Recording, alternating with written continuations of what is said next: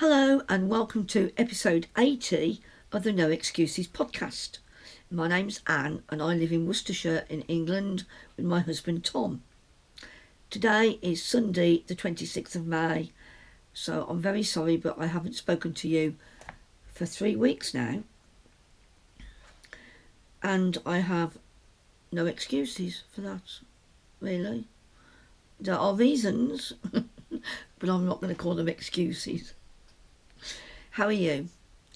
How have you been keeping? Have you been doing lots of crafting? Because I don't seem to have been doing a lot.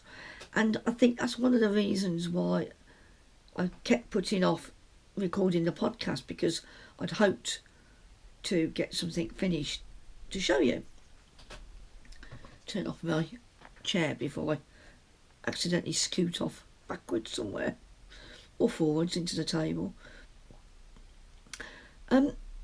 Yeah, so it's been 3 weeks. Today is a weird day. I don't know what the lighting's going to be like because I've got my ring light, which I hope isn't catching in my glasses with the light on. It keeps going darker and pouring down and then getting lighter again, and we sometimes get a bit of sunshine. The birds are going mad outside here.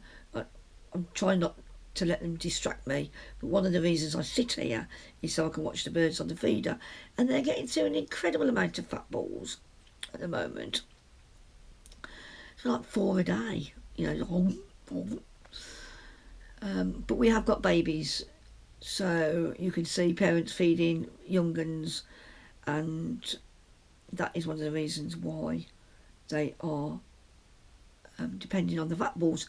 And because the weather's been mixed, I suppose the birds are more dependent on the balls and the feeders that humans put out than they would be going to catch the caterpillars and things. Right, enough talk about wildlife. This is not a wildlife, and I know absolutely virtually nothing about birds, but I do like watching them. Let's talk about the mowls first.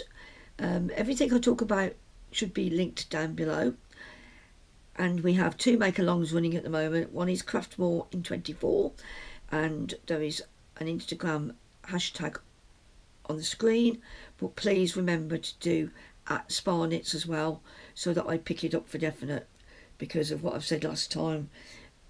That even if I do a search for that particular hashtag, it doesn't always show me the full results, so I can't get to them. So always remember to include me with that @SparKnits. And that's for where you're doing something different. You're trying a different craft. And the other mal is the bigger the better, which is a greater than 400 grams. It can be a single item, or it can be several items of the same type, like several hats, several socks, or a couple of small shawls, whatever you choose to do. Put them in together and tell me they weigh more than 400 grams, and that's fine. And you can enter on Ravelry, or both the mails, Ravelry, Instagram, or email me, and my email address is below. And I think that's all the admin I need to talk about this time. So I've not finished anything. I'm working on Elaine's shawl, which is being held in my gorgeously colourful needle and thread project bag, and it's a nice sort of, I'd call that a sort of a medium size for the sort of projects I do anyway. It might be classed as a large. It's got a nice handle on the side, it's well made, I love the colours. This is about version 4. I'll put some photographs up. When I showed you last time, I think I was following the Match and Move pattern by Martina Behm, and it's the 3rd time I've made that pattern. But my friend's about 5 foot tall, and I thought this is going to be too big for her. I made the pattern wider. You can make it wider, narrow, whatever you want to do. It's quite a simple pattern. I'd recommend it if you're starting out with shawl knitting. And if you don't like the big triangular ones and you find them too bulky, although it's long, you have some control over that by making it narrower or making it wider and longer. So I decided to undo the bit that I'd done, and I think I showed you that pretty lace that I was doing, and I took all that out, which was most of the third colour of the Turning Tides colours from Giddy Yarns. So this is the palest one, which I'm working with now because I'm going to finish this week. And then I decided I wasn't going to do the match and move, which it goes up and then it turned right, or as you're watching me left, because I just felt it was going to be too long and too bulky for Elaine. So it's about 5 foot tall. Then, and also she's going to wear it for show more than warmth a lot of the time. So instead I decided that I'd shorten it and make it a smaller shawl overall. So instead of doing so I kept the increases. I've not altered this end at all where you start, and that is part of the match and move pattern, and you can see it's a nice evenly increased, nicely grows, and I've added some rows of a pure garter stitch, added some rows of different colours because this is a 3 colour set I bought many moons ago from Helen of Giddy Yarns at Nottingham Yarn Expo. I wish I'd have another one of those, quite easy for Pen and I to get to. And then I'd got this pattern. I decided to stop increasing and just make it straight. So I did that for quite a while, and I showed you that, except this time I've done it on the reverse as well and made 2 eyelets. So I've done 6 rows of 2x2 rib, and then I do where it's knit stitches facing me, I knit 2 together, yarn over, and then it's purl 2, and then I do that on the return as well. So I've ended up, I don't know if you can see it, but I end up with like 2 lots of eyelets. You probably can't see, and this time I've done it, so I did that and I carried on, and then I decided that I'd do an eyelet pattern at the end with just this colour. I want this colour to be on its own at the end, with the middle colour being in the middle mainly. I've not weighed anything to find out whether you can use it equal amounts. I've got 1 whole skein of each colour. I don't have to worry about running out. And then I'll show you a photograph. I did eyelet pattern now. Because of the way this works, you can see there's a line up the middle where to make the kite shape.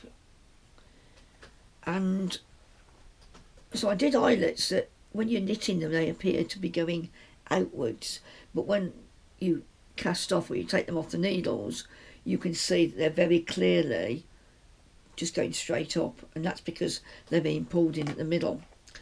So I did that, and I did that's decrease in the middle, and then I didn't do anything on the outside. So I wanted to keep the outside, and I was relying on the middle to pull in and to decrease my overall number of stitches on each row. But as you can see from the photograph, even though in theory I was decreasing at the same rate as the increase at the beginning, which is a nice narrow shape, it didn't work out like that, and I ended up with a much wider slab of knitting, and it does look like a slab compared to the other end. But I persevered and I did it, but it turned out I didn't like the fact it looked very like shark shaped, ray shaped. It was like big triangle at the bottom, goes straight, and then a petering out narrower triangle at the bottom where I'd started.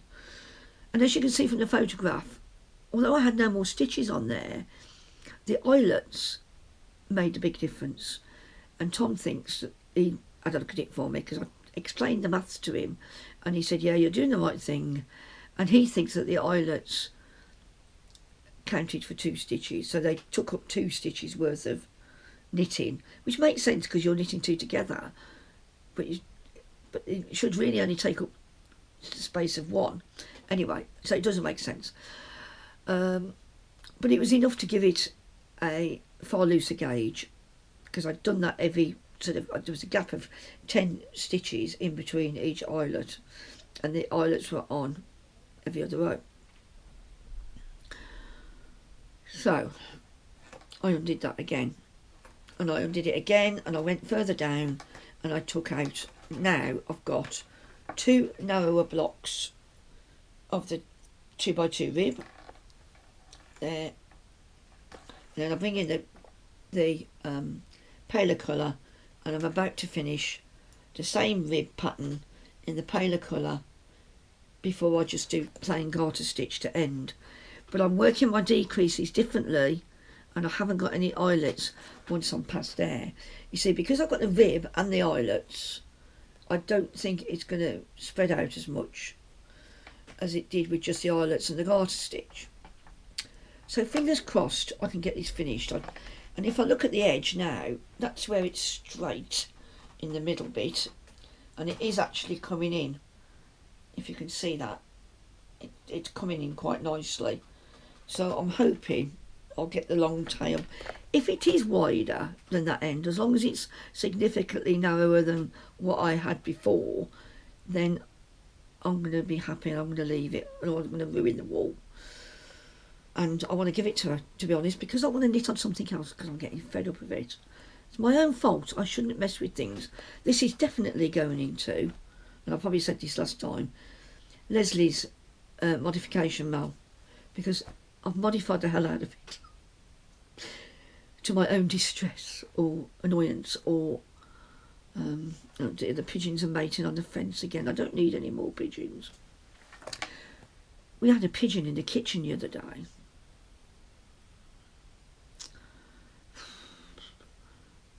Yeah, clatter bang. Tom gets up, pigeon in the kitchen.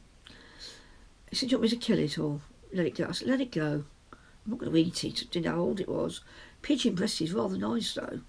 And they are classed as vermin, so you can kill them, I think. Anyway, there you go. Shawl, pigeon. Don't let it be said that I don't mix the conversation around here. Sounds like thunder. Yeah, so next time you see this, it should be finished. Or it'll be chopped up and shredded into little bits. No, I mean, I'm enjoying the knit. You know, I'm enjoying seeing how it comes out. I'm enjoying the fact that I've made it fully reversible now. As reversible as I can make it with the stitches that I'm doing. And that was my aim, really. Because my friend is gozzy, whatever you want to call it, visually impaired, then it was important to me that there wasn't clearly a wrong side where the pattern didn't show up as nicely. Now, if I'd stuck to the Match and Move original, that's just garter stitch. But it's because I started messing with it. And really, that's all I've been working on. So what else have I been doing? Well, Mom, you might remember, oh, by the way, I've got a house jumper on, even though it's nearly June. I was going to put my sound wave on, but it's a bit cold. And I'm aching a bit today because of the rain. So I decided against it, so I'm sorry that you don't get me all dressed up. Put me lippy on and that, a little bit of powder. But this is a bit dark and makes me look a bit vampirish. Well, twice I think I was wearing my yellow house jumper, the one I knitted last year. Same pattern as this, but I did it all in garter. And I think I said to you, it was growing and growing and growing. It is no more. When I make a decision, I like to get it done, if I can. Mum has kindly undone it for me, with gnashing of teeth occasionally. She's done a very good job. She gave it me back when it was just past the split for the arms, and she said she could see one yarn going through another, and She couldn't work out what had happened. She didn't want to cut it, so she gave it to me. I couldn't exactly find out what she meant, to be fair, but I managed to undo the rest of it with a bit of jiggery pokery. So this is part of the last bit, and that's just single, but most of it I said to her just undo it, because it was 2 strands, like all my city limits are 2 strands held together, because the pattern is worsted weight. So this is mainly, well actually this one is Attic Spin Dye, which is the plain, beautiful yellow. Can't remember the name of it offhand. And then the other one will be part of the Spring Fade that Emma of Yarnworthy did last year or the year before. I fancy myself a little yellow jumper or cardigan made with 1 strand of 4-ply, and certainly because this is mainly pastelish, it will go into yet another blanket, another pastel blanket that I'm probably going to do, because I'm still making little squares, little 3-round granny squares. These are from that one, definitely from one of the minis I bought at Wonderwall. Yeah, definitely thundering.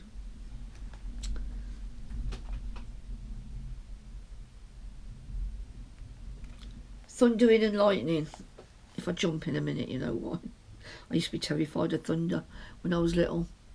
My nan used to put a vest over my head like that would make a difference. But when you're a child, you want to believe in anything that you're scared of, don't you? That might cure it. And then the other thing, I've done a little bit more on my eye cord. If I meant to put this in front of me, if I get it and show you that I've done a bit more using magic balls, but I've not done very much, because the minute you get any confidence with it and you start going, is the minute you drop the stitch, and then it takes you just as long to get all the stitches back on again. I've not been precious about if I've dropped a stitch too many. As long as it's not run down the eye cord, then I've not bothered about it. So this is it now. It's about 60 grams. I probably need about 800 for Tom to make a jumper, but it will be very, very colourful, as you can see. Quite a lot of thunder, and we're on to blues at the moment. And I've gone along and I've poked all my ends in so far, where I've done a magic knot, and because I've just poked them into the middle, then I'm happy they won't come out, because they've got magic knot and they've been poked inside the rope. They might peek out occasionally with wear, but yes, I'm quite enjoying that when I get into it. It's not perfect. You can see, sorry I'm saying too much, you can see that, you probably can't see there, but there's a bit of a mistake there where there's probably a drop stitch, but it hasn't run. So I've probably got like 2 on there, and I've dropped a stitch off the end and I've picked it up wrong, but I'm not going to worry about that, because overall it's not going to, you're not going to notice. I do pick it up where I can see it. Sometimes, you just think can't be bothered. So yes, that's my little eye cord maker, and Tom's going to make me another one, so that show you that that's how I look at it, with the latches at the front. I'm going to make me the other one, because I had a pack of 6 small hooks with it slanting that way, because what I'm finding is that is the one, that's the first one when you pull to make the stitches. That one usually stays on, but that one is the one that falls off, and it's first, no matter what angle you try to do it at. So to have them slanted, like the lad from Nimble Needles does, would make sense. So he's going to make me another one at some point. In fact, you can see how they've been pulled a little bit. But yeah, I haven't done that for a few days. It was hurting my arm. If you remember last time, I might have said that I'd hurt my arm and I've not been able to move it for a while. 2 days running I'd hurt my arm knitting. I haven't had that happen since, luckily, so just seal that up so nothing rolls out of it. And that's all I've done. I've not been able to do any sewing because I'm in a different wheelchair, which I'll tell you about in a sec. Yeah, and I'll tell you about going in the loft as well. I didn't go in the loft, obviously. We don't have a block and tackle. Get me in the loft. I like to shout and scream too much anyway. Don't like heights. Incoming. I bought this from Soft Accents, Jackie of Soft Accents on Etsy. Jackie was at Wonderwood and I meant to go back and talk to her. We went past her as Angela and I were going to go and get a drink. And she knows Jackie quite well. They've met, so over the years. And this is an African wax print, and I bought it to put my makeup in. My makeup, like now, I've just got powder on and a bit of eyeshadow. So I've just put, a couple of my smaller eyeshadow palettes in here. But it's got a waterproof lining, and I don't possess any of that fabric. So I thought, well, rather than make myself one, and I really, really like the colours of this, I shall treat myself to one. And there it is, gorgeous colours together.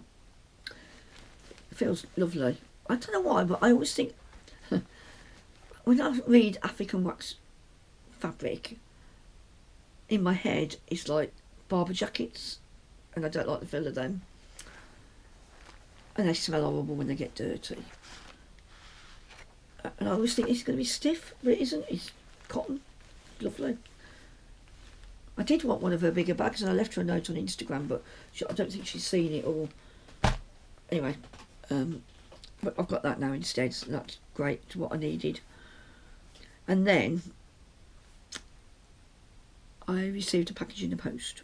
This came in the post all the way from Australia, and it is a quilt.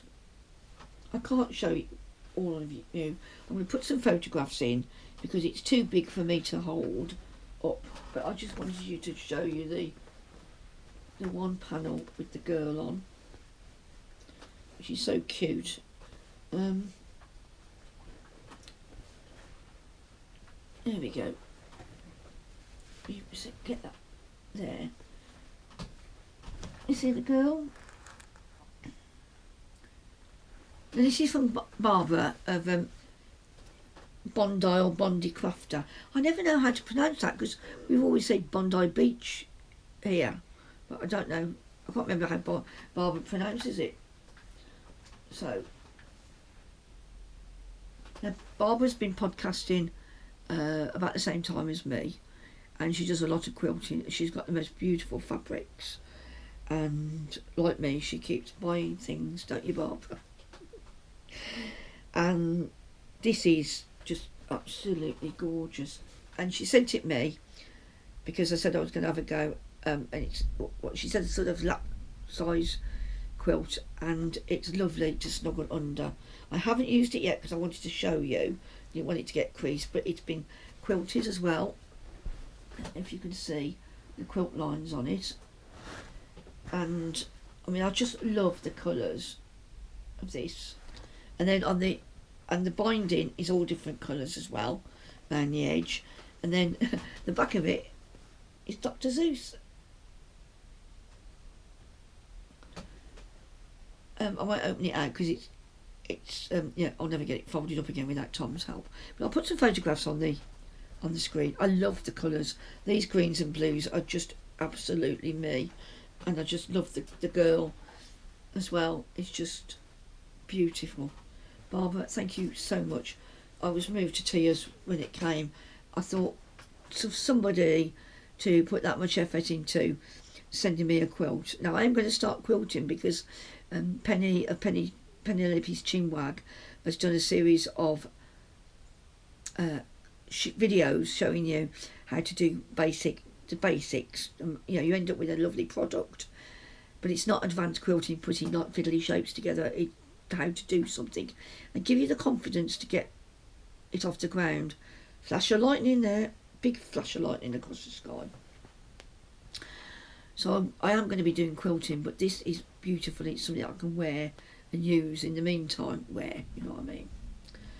Thank you so much, Barbara. And a big thank you to the community, really. You know, crafting community is a very generous one.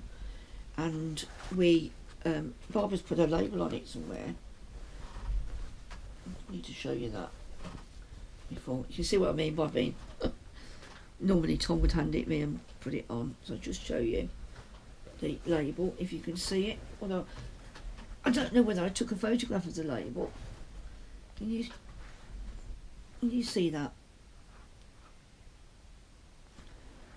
So yeah, so it was made, she said 2023 for Anne. I'm going to put it back, I'll see in a minute. Looks like a baby robin. You can just about start seeing the reddish on the chest. Out in the rain there, feeding. Poor thing. Keeps getting picked on by what looks like one of his brothers or sisters. Not a dunnock, so... Yeah, pouring down the rain and they're still feeding. Anyway, yes, beautiful gift, and I am very, very lucky. Barbara, I've got something to send to Barbara. I've been meaning to send Barbara a gift anyway, because she is in hospital a couple of times near the beginning or the end of the year. And Barbara sent me before now. I've got ready to add to a hexagon quilt. She's done me a lovely, sent me like a hexagon star of hexagons. Can't think of the term. It's like a hexagon of hexagons with Australian animals on, and I've still got that in the drawer here ready to put into a quilt, and it will get there eventually. There's so many things I want to do, and I thought it was something to do with all my felt the other day, some of my felt the other day, but I can't remember what it was. But then when I've made them, what do I do with all these things? Have a craft store maybe. You know, that's a whole different ball game. So, thank you again, Barbara. Beautiful activity. I don't envisage this will be a long podcast because I haven't got much to show you in the way of finished items. Well, I'm reading The Raging Storm at the moment by Ann Cleeves, which is the third of the Matthew Venn, Detective Matthew Venn, who lives near Barnstable in Devon. So they're all set on the North Devon coast, Exmoor area, and as most of the Ann Cleeves novels are, all of them are the ones that I've read, I've really enjoyed. I'm reading that. I got halfway through it yesterday, and when I've finished doing the editing on this, I will be going back to that. I get obsessed, you see. And also I read Peter May's The Man Without a Face a couple of weeks ago, and that was good as well. Not as good as his older stuff, but apparently it was one of the first books he ever wrote, and he'd sort of revised it slightly, so it was in the days before mobile phones, late 80s I think he said. I might be wrong about that, but yeah, so I read that, and I put two books straight into the charity shop after getting one of them out, which was a Stuart Neville. I looked at it, I started reading it, and I was like, nope. I don't know why, I can't remember why. It would suit other people, but I thought, no, lightning again. No, I just don't want to read it. I've got lots of books on my Kindle. Yeah, I bought these from the Works when they were 2 for £5. I don't know what they are now, probably 2 for 10. Now the way I think inflation's going. Okay, what have I been doing actually? Well, I have... My big wheelchair I normally sit in. This is the chair that I went to Underwall in, this chair that gets hoisted in and out of the car. And I've had this chair for nearly 20 years. Or it might be more than 20 years. Anyway, I was given a beautiful, like, armchair thing, 6-wheeler chair for in the house by the wheelchair service about 8.5 years ago when I left work, and it's very, very comfortable. But I've noticed I can knit for longer in this chair. I think it's something to do with the height of the arms. So I might have a play with the height of the arms when I get the other chair back. But I was finding that if I'd gone in and out of rooms during the day and I'd made that towards the end of the afternoon, the wheelchair wouldn't go around corners, especially going left. So I reported it, and they came out, and he immediately said, he plugged a tool into it. He said, it's got to go back to the office. Can I take it? And I said, well, yeah, you've got to, haven't you? He said, I can't tell until we've plugged it into our machine, seeing what's wrong with it, had a look at it. And that was 2 weeks ago, and I am not happy. Because I said to him, if you leave me in this chair for more than 24 hours, it's going to hurt me. And I had a lot of trouble settling into this chair. My body's got accustomed to it a bit more now. But I don't see the point of being a wheelchair service if you're going to keep somebody's wheelchair for 2 weeks. And I did. So I met Mum just over a week ago in Droitwich Town Centre. Tom and I went into the town together. I went round, I had library books to take back. I wanted to go to the bank, and Tom went into Morrison's. So Mum came in on the bus, and I met Mum on the bus. Not off the bus, but she was already in town. And then I came home in the chair on my own, and that was fine. The wheelchair lasted really well. Whereas my big chair, although it's more powerful, it's got bigger batteries on it, it's not as quick and not as powerful. I think it's a much heavier chair anyway, bigger cushions and everything. So I don't often take that into town unless it's summer, and I know I can get home on the bus otherwise. Because it's very uphill out of the town centre. You get a sharp ascent up out of the hill. Once you're on the flat, not too bad, but if your chair won't get you up the hill, then you're in trouble. I've had to get Tom to pick me up a couple of times in this chair. So I've not had a wheelchair for 2 weeks. I've avoided going out. Saw Mum a week ago, and then on the Monday I met Judy and Wendy, who I worked with years and years ago. Can't remember what year. Judy said I think she joined in 89. She joined our office in 89. So I've known Judy since then. And I've known Wendy for perhaps longer. Can't remember.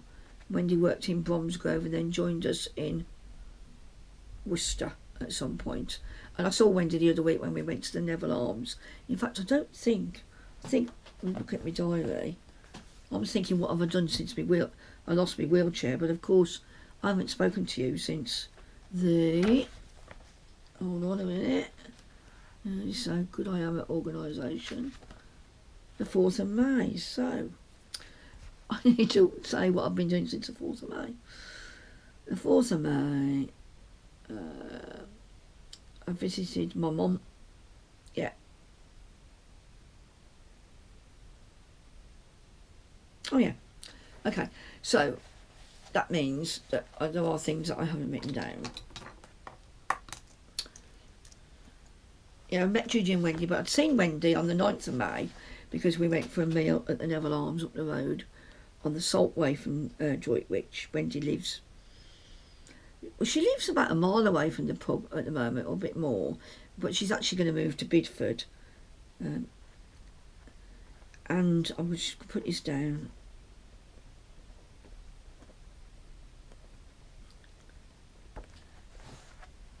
And what did I have? I had the curry. They've got a curry that a chef made for them, a Birmingham chef made for them, and it's a bit creamy for me. I prefer, it was a bit heavy. I don't like korma. That was spicy enough. I like a medium curry. Spicy enough, but it was a bit heavy, a bit creamy, so I didn't eat it all. And it came with it was chicken breast with naan bread and rice and poppadom. So I didn't finish all that, and then stupidly I ordered chocolate fudge cake. And normally their puddings at that place are very, very good, and they're different. I had a peanut butter stack there recently, but they've got nothing on the menu like that. In fact, next time we go, if the sweets haven't changed, they're very sort of ordinary and bland now, then I might ask them why they've stop doing the nicer sweets. But it's good because it's a free house. I've probably said about the place before. They make stuff to order properly, instead of everything's just out of a microwave if you go to Wetherspoons, and each have their place. And I don't think it's too expensive. It's about £14. That was a big flash there right across the sky. Whoa. Sorry. You see it reflected in my glasses. Yeah, about 14 quid for a main course, and that isn't too bad these days. It's generous portions as well. And I didn't finish my pudding either, so Amanda finished that for me, or had some of it for me. So really, I shouldn't have had a pudding, because I know I can't eat it. I can't eat as much as I used to be able to. I keep saying that and I keep ordering food. But the day before, I'd gone up to my mum's to meet. My sister was mending my mum's tap. Tom tried to fix her tap a few weeks ago, and he did, but it started leaking again.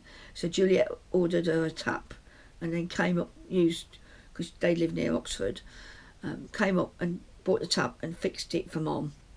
And so I didn't need to take Tom with me. Juliet could get me in the house in the wheelchair. And then while I was there, my Auntie Hilary turned up, to my dad's sister, and that was nice to see her, because I don't see her very often. And my brother Ian turned up as well, because he saw all these cars outside the house and thought, what are you lot doing? So that was nice, seeing my brother and my auntie and my sister. Then so I went out on the Wednesday and the Thursday, because I went Thursday in the evening, and then Friday about midday we got in the car and we went to IKEA to pick up our new mattress. Now we went up there because we wanted to buy some food to put in the freezer, and Tom had a hot dog while he was there, and I had a cinnamon bun. I wasn't going to, but I was so hungry. We didn't really get stuck on the motorway this time. We got a bit slow in a couple of places, but it took us a while to get onto the M6 off the M5, but it's usually slow there anyway. And I stayed in the car, so went to the big click and collect marquee, which I think they've had since COVID, and they bring it out to you. Fine, that's good. And then Tom popped into the shop and raided the freezers, bought some meatballs. Never tried IKEA meatballs. And he bought some hot dogs for himself, and he bought 2 frozen sweets. So we tried one of the sweets the following day, and that was the almondy one. Now I love anything almond, except I don't like it. I don't like marzipan. That's too strong for me, and I don't like the texture. So this almondy one was like a layer of custard, and it tasted like breadcrumbs, like wholemeal breadcrumbs, and on the top was some flaked almonds, and it didn't taste of anything.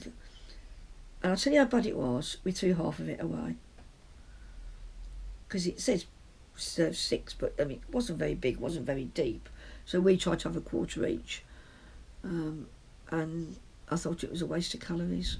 Didn't want to finish it. And then we tried the chocolate one. The chocolate one was nicer a few days later, because it didn't have that breadcrumby base thing, which I think the dime cake's got in it as well. It's obviously must be cheap, so they're not expensive to buy these frozen desserts. And that was nice and stodgy and chocolatey. And luckily we'd had a bit of cream in the fridge, because Tom had made butter chicken to go in the freezer, curry. And so we had a bit of cream, and I had some cream in mine, and it made it less claggy, if you know what I mean. I mean, as much as I like chocolate clag. So it was a bit like having a solid, or I don't know, a bit brownish in some ways. So yeah, so I don't recommend the almondy. They do another tart as well, but I don't think I'm going to bother trying it. Shame really, because their dime bar one is quite nice, but I don't think I'll bother buying it. So yes, we got home, put that in the freezer, and then we left the mattress against these wardrobe doors, standing upright for until the Monday. And on a Monday, the man came to get my wheelchair. I'm going to have to put a waffle alert on time. So in the same day, I lost my wheelchair that I'm comfortable in, and I had a new mattress to get on. And I have to say that I struggled, to put it mildly. We normally have a 1-inch mattress, foam mattress topper on the bed on our old mattress, and of course this mattress is a bit deeper, so only slightly, but it would be deeper because it's not been slept on, you know, and I haven't crushed the side of it yet. I'm having a good go. So on this, and I couldn't get on the bed very easily at all. I'm losing the ability to be able to push myself up onto things anyway. That's happened in the last year. I don't seem to have the same control and push on. Things are changing quickly. So that wore me out. And then we tried to put the old cushion off my chair that they'd taken away, because I had a new cushion earlier in the year, on here to see if it stopped it rubbing the back of my legs. And that worked a little bit. But anyway, in the end, I haven't got it on there anymore. We messed about with it. My body's getting used to this wheelchair, and we took the topper off the mattress. And I think I'm getting used to the bed now. We've had it 2 weeks tomorrow, it'll be, that we've had it on the bed. Tom took longer than me to get used to it, but I've just been exhausted because things are different. When I was younger, I could tolerate changes, but my body doesn't like changes now, so it's all... So yeah, so that's why I haven't podcast really, because I haven't got anything done. I've been lying in bed later. You know, I didn't get up till 11 today, and by the time I'd had a shower and got dressed, it was 12. So that's the whole morning gone.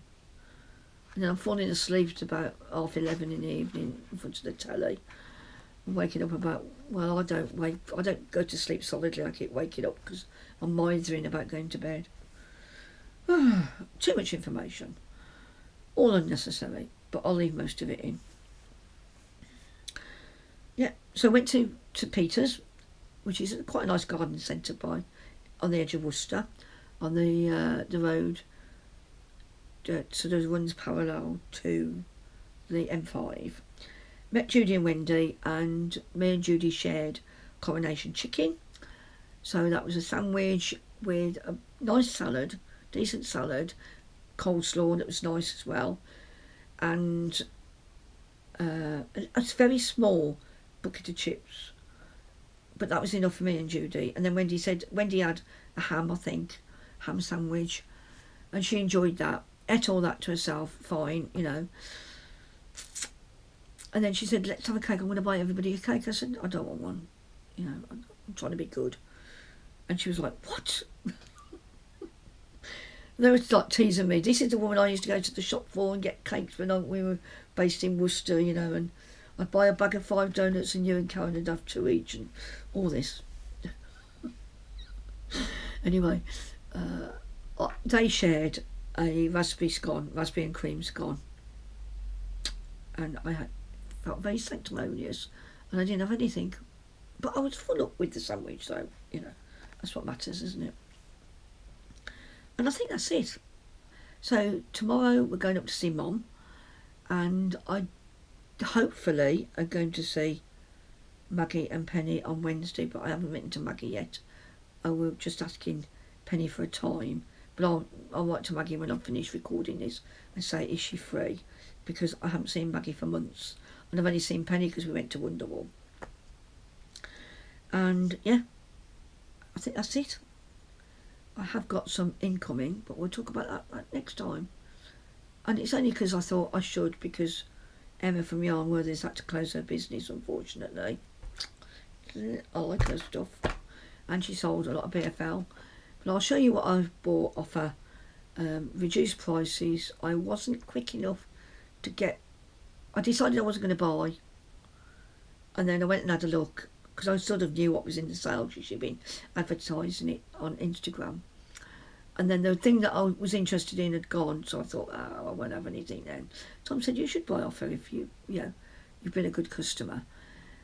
And so I went back in and I thought, actually, that's really nice and that's really nice. So I spent money to save money. Does that work? Does it? No? Doesn't work like that? No? Well, yeah. And by then, when I see you in a couple of weeks, I should have something else on the needles, whether it's something out of yellow or it's one of the projects that I started on my trial cast-ons, because I am way behind because of this shawl. We'll see. Thank you for staying with me. Thank you for waiting for me to upload another podcast. And you know where I am if you want to chat. And I will see you very soon. You take care. Hopefully I'll have my big chair back by the time I see you again. Take care. Bye.